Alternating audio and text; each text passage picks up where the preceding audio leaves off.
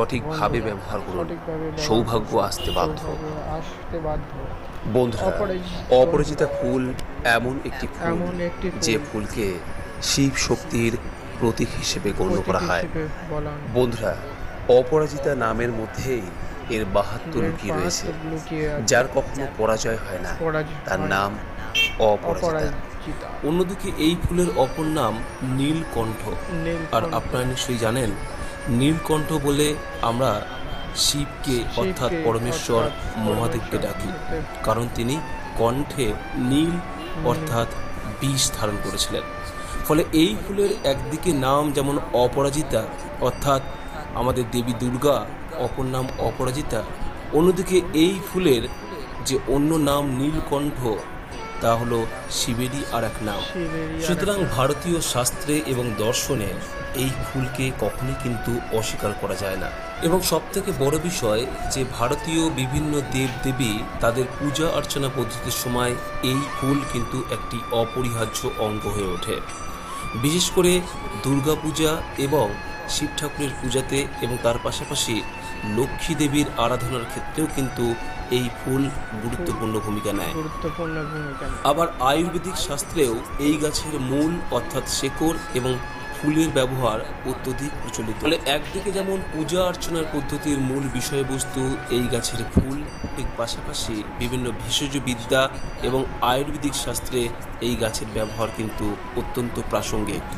কিন্তু প্রশ্ন হলো যে এই গাছের সঠিক ব্যবহার কি, কিভাবে আমরা পূজা অর্চনা করলে আমাদের সমৃদ্ধি এবং সৌভাগ্যের প্রতীক হয়ে উঠবে এই গাছের ফুল এবং শেকড়। তবে তার আগে আপনাদের জানা প্রয়োজন যে এই গাছ দেখতে কেমন হয়। এই গাছের ফুল কোন কোন রঙের হয়। মূলত দু ধরনের রং হয়, এক হলো সাদা এবং নীল। সাদা এবং নীল এই দু ধরনের ফুলই কিন্তু তার আকৃতি হয় শঙ্খের ন্যায়, যে কারণে একে শঙ্খপুষ্পও বলা হয়। এইবার চলুন দেখে নিই যে এই গাছের প্রত্যেকটি অঙ্গের ব্যবহার আপনি কিভাবে করবেন, যার মাধ্যমে আপনি আপনার গৃহে সুখ শান্তি এবং বিভিন্ন রকমের সমস্যা থেকে দূর হতে পারবেন। সর্বপ্রথমে আপনার যদি জীবনসঙ্গী নির্বাচনের ক্ষেত্রে কোনোরূপ বাধা আসে বা আপনি দ্বিধাগ্রস্ত হয়ে থাকেন বা আপনার বৈবাহিক জীবনে যদি অশান্তি তৈরি হয়, দাম্পত্য কলহ দেখা যায়, তাহলে আপনি অবশ্যই এই পদ্ধতি অনুসরণ করুন। তাহলে এই সমস্ত ধরনের সমস্যা থেকে আপনার মুক্তি লাভ ঘটবে। গণপতি উৎসবের সময় গণেশ দেবতার মূর্তির সামনে অথবা আপনার বাড়িতে যদি গণেশের মূর্তি থাকে, তাহলে তার সামনে প্রত্যেক দিন অন্তত 3টি সাদা অপরাজিতা ফুল নিবেদন করুন। যদি সাদা অপরাজিতা ফুল না থাকে বাড়িতে, তাহলে আপনি এক্ষেত্রে নীল অপরাজিতা ফুলও অর্পণ করতে পারেন, সেক্ষেত্রে খুব একটা সমস্যা হবে না। তবে হ্যাঁ, প্রত্যেক দিনই কিন্তু আপনি গণেশের মূর্তির সামনে এইগুলি অর্পণ করুন। তাহলে নিশ্চিত যে আপনার বৈবাহিক জীবনে দাম্পত্য সুখ, তার পাশাপাশি যদি আপনার বিবাহিত না হয়ে থাকেন, তাহলে সেক্ষেত্রে সঠিক জীবনসঙ্গী নির্বাচন করতে সক্ষম হবেন। দ্বিতীয় বিষয়টি হলো, যদি আপনার গৃহে বাস্তু দোষ দেখা যায়, তাহলে গৃহে সবসময় অশান্তি লেগেই থাকে এবং বিভিন্ন রকমের সমস্যা আপনার গৃহে প্রবেশ করে। এই বাস্তু দোষ দূর করার ক্ষেত্রেও কিন্তু অপরাজিতা গাছের ভূমিকা অনস্বীকার্য। তাই যদি আপনার বাড়িতে বাস্তু সমস্যা বা বাস্তু দোষ থাকে, তাহলে গৃহের আঙিনায় অপরাজিতা গাছ 2টি অবশ্যই লাগান। তবে যদি সম্ভব না হয় আপনি একটিও লাগাতে পারেন। তবে লাগানোর সময় মনে রাখবেন যে মঙ্গলবার এবং শনিবার এই দুটি দিনের মধ্যে একটি দিন বেছে নেবেন। তৃতীয়ত, এর আগে উল্লেখ করেছি যে অপরাজিতা মা দুর্গার অপর নাম, যে কারণে দুর্গাপুজোতে এই অপরাজিতা ফুল কিন্তু অবশ্যই প্রয়োজন হয়। আপনি দুর্গাপুজোয় যখন অঞ্জলি দেবেন অর্থাৎ অষ্টমীর দিন, সেই অঞ্জলির সময় অবশ্যই অপরাজিতা ফুল ব্যবহার করুন। অপরাজিতা ফুল দিয়ে মা দুর্গার অঞ্জলি দিন। অঞ্জলি দেওয়ার পর ওই যে ফুল, সেই ফুল আপনি বাড়িতে নিয়ে আসুন।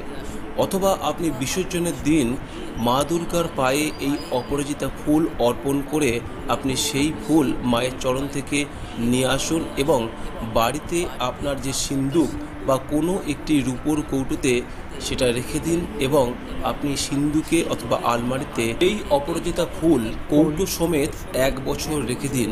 এক্ষেত্রে কিন্তু আপনার গৃহে মায়ের আশীর্বাদ বর্ষিত হবে এবং আপনার আর্থিক শ্রীবৃদ্ধি হবে। তবে মা দুর্গার ক্ষেত্রে আপনি সাদা অপরাজিতা ফুল ব্যবহার করলে আপনার সুফল বেশি পাবেন। 4 নম্বর বিষয়, আপনি এটা নিশ্চয়ই জানেন যে মা লক্ষ্মীরও একটি অত্যন্ত প্রিয় ফুল এই অপরাজিতা ফুল। সাদা বা নীল যে কোনো অপরাজিতা ফুল আপনি মা লক্ষ্মীর ঘটে নিবেদন করুন। তবে মনে রাখবেন বৃহস্পতিবারে এবং লক্ষ্মী পূজার সময় এই কাজটি করা প্রয়োজন, কারণ বৃহস্পতিবার মা লক্ষ্মীর বার। এর মাধ্যমেও আপনার গৃহে আর্থিক সমৃদ্ধি ঘটবে এবং গৃহে কখনোই অন্যের অভাব ঘটবে না। বিষয়, অপরাজিতা ফুলের আর এক নাম এর আগে বলেছি নীলকণ্ঠ। নীল অপরাজিতা ফুল নীলকণ্ঠ নামে পরিচিত। অন্যদিকে শিবেরও অপর নাম নীলকণ্ঠ, যে কারণে মহাদেব সন্তুষ্ট হন এই অপরাজিতা ফুলের দ্বারা। প্রত্যেক সোমবার 3টি নীল রঙের অপরাজিতা ফুল এবং ত্রিপত্র বিশিষ্ট একটি বেলপাতা দিয়ে আপনি মহাদেবের নিষ্ঠা সহকারে পূজা করুন, আপনার সুফল আসতে বাধ্য। আপনি যদি প্রত্যেক সোমবার এটা পালন করেন তাহলে আপনার গৃহের মধ্যে অবস্থিত যে বিষ অর্থাৎ গরল অর্থাৎ যে বিভিন্ন সমস্যা সেগুলি কিন্তু স্বয়ং মহাদেব ভগবান সেগুলি ধারণ করবেন, ফলে এগুলি কিন্তু আপনার গৃহ থেকে দূর হবে। 6 নম্বর বিষয়, যেটি অত্যন্ত গুরুত্বপূর্ণ যদি আপনি জ্যোতিষশাস্ত্র মানেন, কারণ জ্যোতিষশাস্ত্রের মতে অপরাজিতের ফুল এবং এর যে মূল অর্থাৎ শেকড় অত্যন্ত গুরুত্বপূর্ণ, যা যদি আপনি ধারণ করেন তাহলে সেক্ষেত্রে আপনার শত্রু দমন ঘটবে। তবে এর জন্য আপনাকে প্রথমে সংগ্রহ করতে হবে অপরাজিতা গাছের মূল অর্থাৎ শেকড়। সেই মূল অর্থাৎ শেকড় আপনি এক জায়গায় সংগ্রহ করে একটি লাল কাপড়ে বাঁধবেন। যদি সম্ভব হয় শেকড়গুলি নীল সুতো দিয়ে বাঁধার পর আপনি এইগুলি লাল কাপড় দিয়ে বাঁধবেন এবং তারপর আপনি এই লাল কাপড় সহ অপরাজিতা গাছের মূল গৃহের যে কোনো একটি পবিত্র স্থানে রেখে দিন অথবা আপনার শরীরে ধারণ করুন। আপনি আপনার কোটি বন্ধনীতে অর্থাৎ কোমরে এবং হাতের বাজুতেও এটি আপনি ধারণ করতে পারেন। তবে ধারণ করার সময় মনে রাখবেন যে মঙ্গলবার অথবা শনিবার এটি ধারণ করলে সবথেকে শুভদায়ক হয়। জ্যোতিষশাস্ত্রে উল্লেখ রয়েছে যে এই অপরাজিতা গাছের মূল অর্থাৎ শেকড় যদি আপনি ব্যবহার করেন তাহলে এক্ষেত্রে একদিকে যেমন শত্রুর বিনাশ হয়, তার পাশাপাশি আপনার মনের মধ্যে একটা শান্তি ও স্থিতাবস্থা ফিরে আসে। সপ্তমত, আপনারা নিশ্চয়ই জানেন যে অপরাজিতা ফুল শনিদেবেরও অত্যন্ত প্রিয় একটি ফুল। তাই শনিদেবের দশা থেকে মুক্তি পেতে অপরাজিতা বিশেষ কার্যকরী ভূমিকা গ্রহণ করে। ব্যবসা বা চাকরিতে উন্নতি করতে একটি অপরাজিতা গাছের শেকড় নীল কাপড়ে বেঁধে নিজের কর্মস্থানে ঝুলিয়ে রাখুন। তার সঙ্গে 21টি অপরাজিতা ফুল শনিবার দিন কোনো শনি মন্দিরে নিবেদন করুন। এর ফলে শনির কুদৃষ্টি থেকে মুক্তি পাওয়া সম্ভব। যদি 21টি ফুল না পান তাহলে সেক্ষেত্রে 3টি অপরাজিতা ফুলও নিবেদন করতে পারেন। তবে মনে রাখবেন এই ফুল নীল রঙের অপরাজিতা ফুল হওয়া বাঞ্ছনীয়। বন্ধুরা, যদি আপনার পরিবারে অসুখ বিসুখ লেগেই থাকে তাহলে দুর্গাপূজায় মা দুর্গার উদ্দেশ্যে অবশ্যই অপরাজিতা ফুল নিবেদন করুন এবং পুজো হয়ে গেলে এই ফুল একটি লাল কাপড়ে মুড়ে রান্নাঘরের উত্তর পূর্ব কোণে রেখে দিন। এর ফলে বাড়িতে পজিটিভ এনার্জি বাড়বে এবং তার শুভ প্রভাবে অসুখ বিসুখ কমবে। যদি দুর্গাপূজায় এই কাজটি করতে না পারেন তাহলে সেক্ষেত্রে প্রতি সোমবার শিবলিঙ্গের পূজা করুন এবং মহাদেবের উদ্দেশ্যে 3টি অপরাজিতার ফুল নিবেদন করে একইভাবে রান্নাঘরের উত্তর পূর্ব কোণে রেখে দিন। তবে এক্ষেত্রে সাদা কাপড়ে এই ফুলগুলি রাখা প্রয়োজন। এর মাধ্যমেও বাড়িতে অসুখ বিসুখের সমস্যা কমতে শুরু করবে। সর্বোপরি আমাদের প্রত্যেক বাড়িতেই অপরাজিতা গাছ থাকা প্রয়োজন। প্রয়োজন। আর অপরাজিতা গাছ লাগানোর এটাই হলো সবথেকে উত্তম সময়। উত্তম সময়। নবরাত্রির এই সময়ে বাড়িতে পারলে দুটি অপরাজিতা গাছ লাগান, একটি সাদা এবং একটি নীল। নীল। অপরাজিতা গাছ যদি বাড়িতে থাকে তা পরিবারের সদস্যদের মানসিক অশান্তি দূর করে শান্তি আনে। অর্থনৈতিক সংকট থাকলে তা দূরে চলে যায়। দূরে চলে যায়। গৃহে সম্পদের প্রবাহ বজায় থাকে। অপরাজিতা গাছ ধনলক্ষ্মীকে আকর্ষণ করে। আকর্ষণ করে। গৃহস্বামী যে কোনো ধরনের ঝামেলা থেকে মুক্ত হতে পারেন।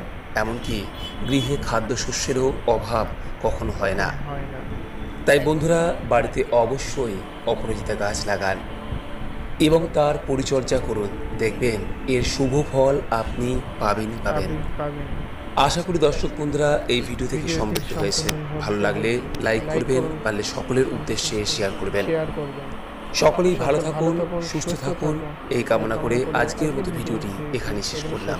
নমস্কার, ধন্যবাদ। ঈশ্বর আপনার মঙ্গল করুক।